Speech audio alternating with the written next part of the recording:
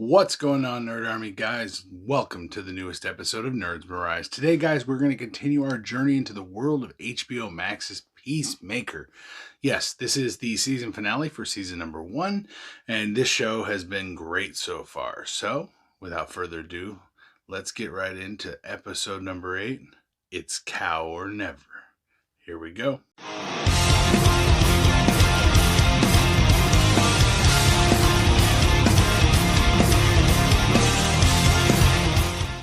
So we get this scene where we get to see the crew going to stop the cow, take care of the damn cow, and they are in the stolen vet truck.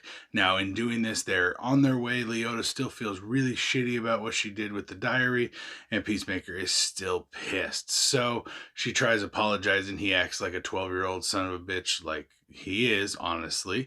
And he starts making these fart sounds. It's fucking hilarious. Then Vigilante joins in, and then Vigilante takes it too far, just like he always does. Yeah, but it was funny. So then Leota gets on the phone to Mommy and tells her, you know what, like, call the fucking Justice League, call somebody, like, this shit's about to go. They're about to fucking get this cow the hell out of here. We're on our way to stop it.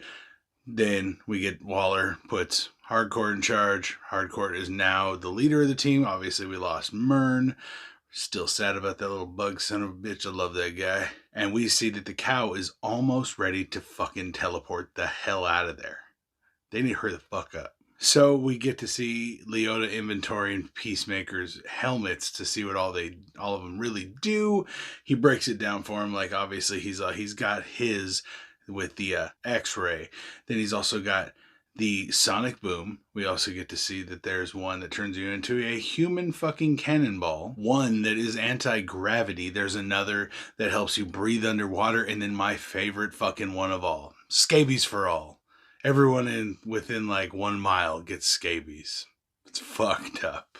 So Peacemaker explains how he flies with the anti-gravity helmet with the little fan, which is super ghetto. And then we get to find out that Leota makes a plan. She wants to put the freaking sonic boom helmet on top of the barn, and then you have a microphone on it and activate it by saying the fucking activate sonic boom, just to blow that shit to smithereens without having to get over there. Well, the problem is getting that fucking helmet on the top of this barn while it's surrounded by motherfucking butterflied out fucking cops and criminals and a bunch of fucking aliens in the way. Yeah, then Vigilante has to point out that Peacemaker did kill the only man that can make him more. So, yeah, dude, come on, man. Too soon. So then one of the funniest parts of this fucking whole series hit me, and they talk about the Green Arrow, and Peacemaker's like, that motherfucker goes to brony conventions as the back half end of fucking Sunrise Sparkle with the fucking 4-inch blown out butthole carved into the costume so you can get railed. And I'm sitting there this whole time just dying, dude. I literally like paused this shit because I started laughing so hard.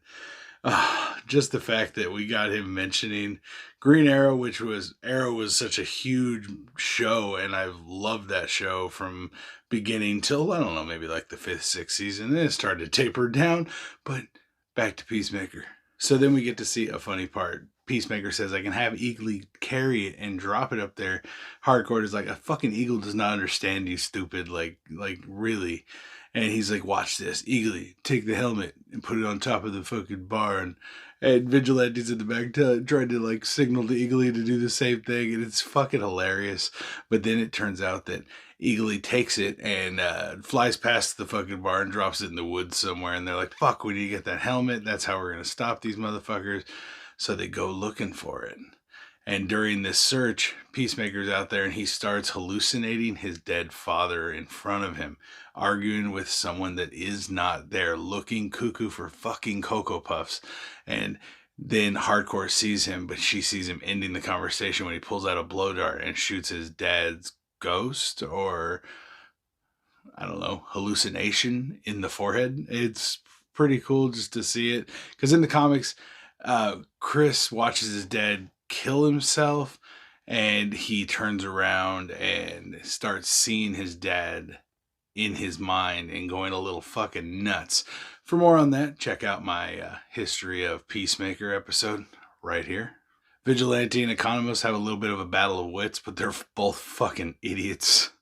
It's so great. Their banter is one of the funniest in this damn show.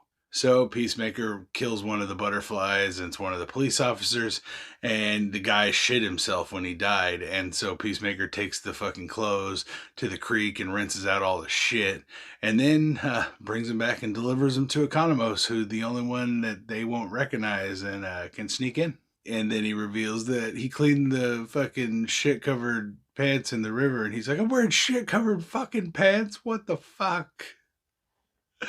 Oh my god, it was great. So then he tells Economos when he goes in there, just act completely emotionless, just like Hardcore. And she's like, eat my dick, Shorts and Never. And I'm like, this motherfucker. I love Hardcore.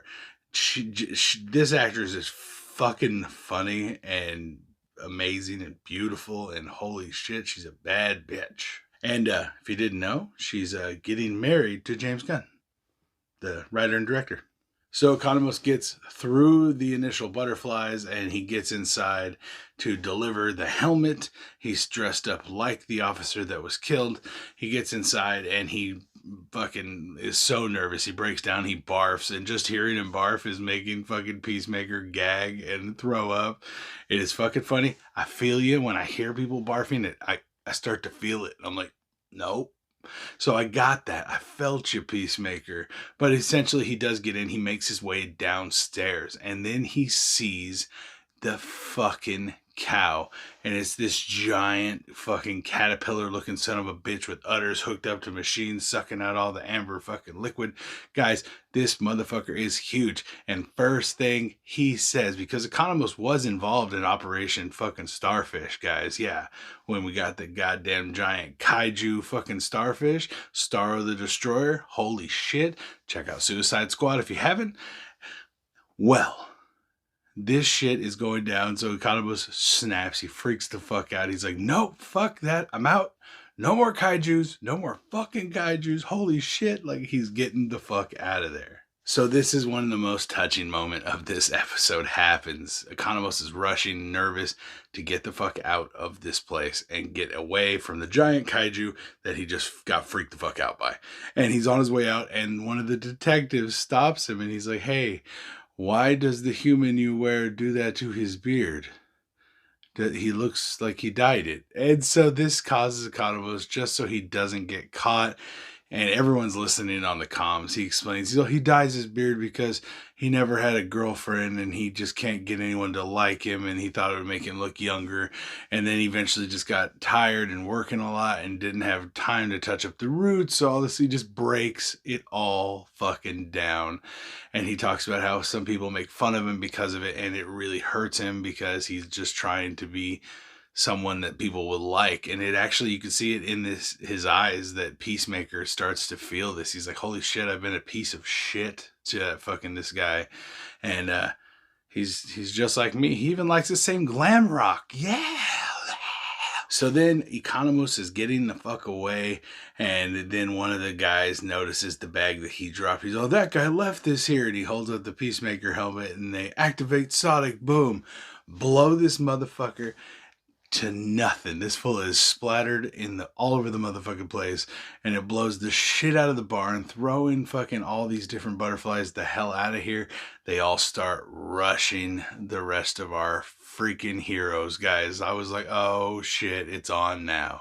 Leota activates it one more time. Boom! Another hit. More fucking butterflies fly. More butterflies die. And more of this building starts collapsing in on itself.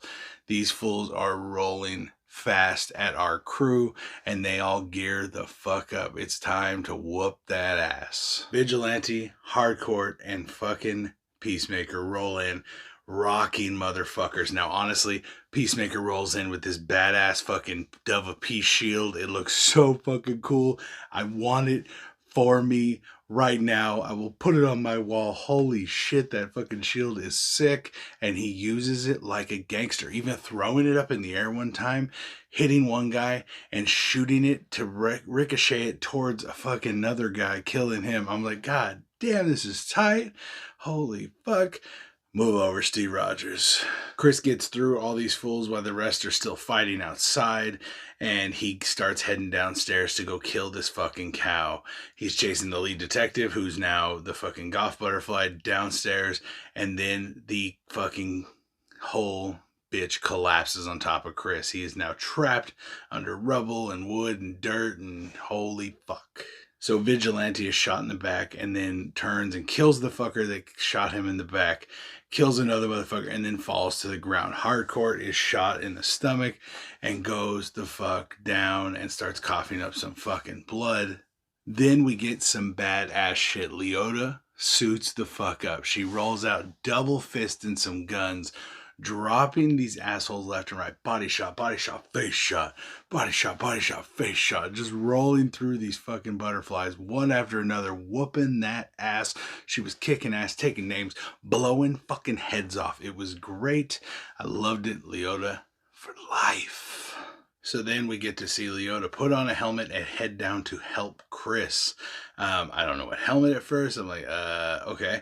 And so she heads down to help Chris. Then we see someone pulling the rubble off of Chris and reaching in to pull him out. And it's not Leota like we originally thought. It's actually the Goth Butterfly. And I'm like, oh, fuck. So then we get to see the Goth Butterfly and Peacemaker start to fight with each other. And he's still trying to kill her, trying to kill this cow, and Goff's still trying to stop him. Then we see Leota come through the rubble as well. She has the helmet on. She says, activate human torpedo. And he's like, oh shit, no. And she like, whoom, just starts flying at both of them. She misses both of them and slams into a wall and is knocked the fuck out. Goff tells him that their people are here to help the earth. They're trying to help everyone. Please help me and save this cow. Send it to our place in Maine. We already have a setup for it. Please, we need to save it. It's going to die if it stays here, and then we're all dead. And Peacemaker's like thinking about it. I mean, she's making a good point. She said, if I just told you the truth, I believe that you would join us like Judo Master did. So now we know Judo Master just fully joined him. He's definitely not a butterfly that we know of. So Goff tries to tell him we're not going to take over the world. We're just trying to help the world, and we need your help to save the cow. It takes 3 of us to transport this fucking bitch out of here. And I got me and this other motherfucker. We need your help. And he's like, you know what? Like, she's like, I'll take a vow that I'll do this. And so the word vow just clicks with him. And he remembers the vow he took after his brother died. The vow, no matter who he had to kill to keep peace. Yes, he has skewed it a little bit, but you know what? He's ready. Peacemaker's having a flashback of his brother, and he has tears in his eyes. He just stands up and he says, activate human torpedo. Right as Leota stood up, she launches straight out like a fucking torpedo into the heart of the fucking cow, killing the cow instantly.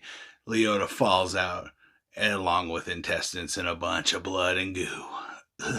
So Chris grabs the gun and then shoots the captain in the fucking head, and the detective, goodbye Goff, poof, blasts that motherfucker in the head. He's doing what he has to do to keep the fucking peace. Yeah. He gets outside to find that Hardcore is out. She's been bleeding her ass out. She's fucking dying. Chris is like, fuck this. He picks her up and he starts to carry her. Everyone else is limping their way back the hell out of there. When all of a sudden, the fucking Justice League, yes, the Zack Snyder Justice League drops down in front of us. Yes, we don't get all of them. We get silhouettes of Wonder Woman and Superman. But we get to see Jason Momoa's Aquaman and Ezra Miller's Flash. Guys, this was fucking fantastic when it happened, because then Peacemaker's like, you guys are a little fucking late, assholes, and like just talking shit to him. And he like, Jason Momoa tries to talk back to him. He's like, go fuck a fish. And he's like, I hate that fucking rumor.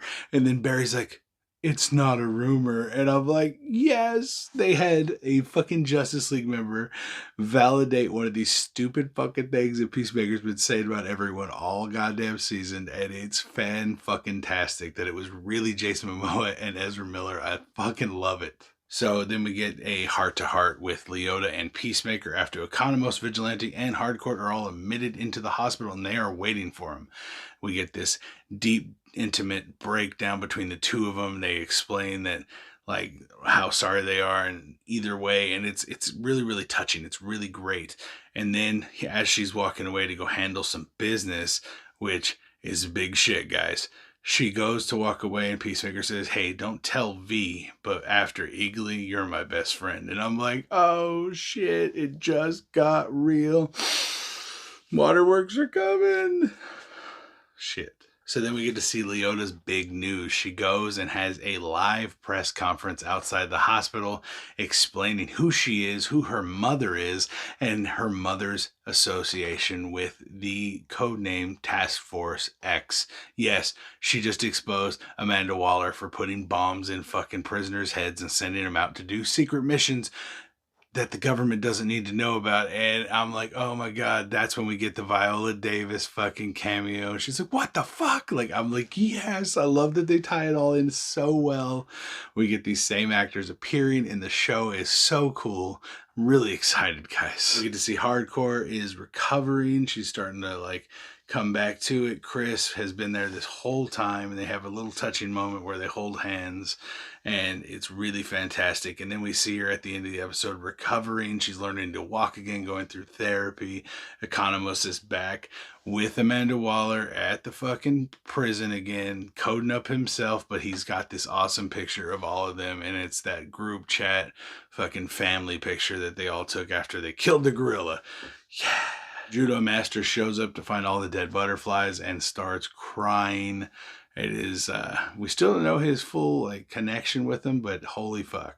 Then we get to see Chris and Vigilante back in the fucking woods, blowing shit up, acting like 15-year-old dumbasses and having a great fucking time. It sounds awesome. It looks awesome. They even retried Crace's fucking artillery shell hooked up with the grenade, which works so well against the butterflies. Then we see Chris sit down on the porch. Eagly lands next to him, and he sits next to his dad.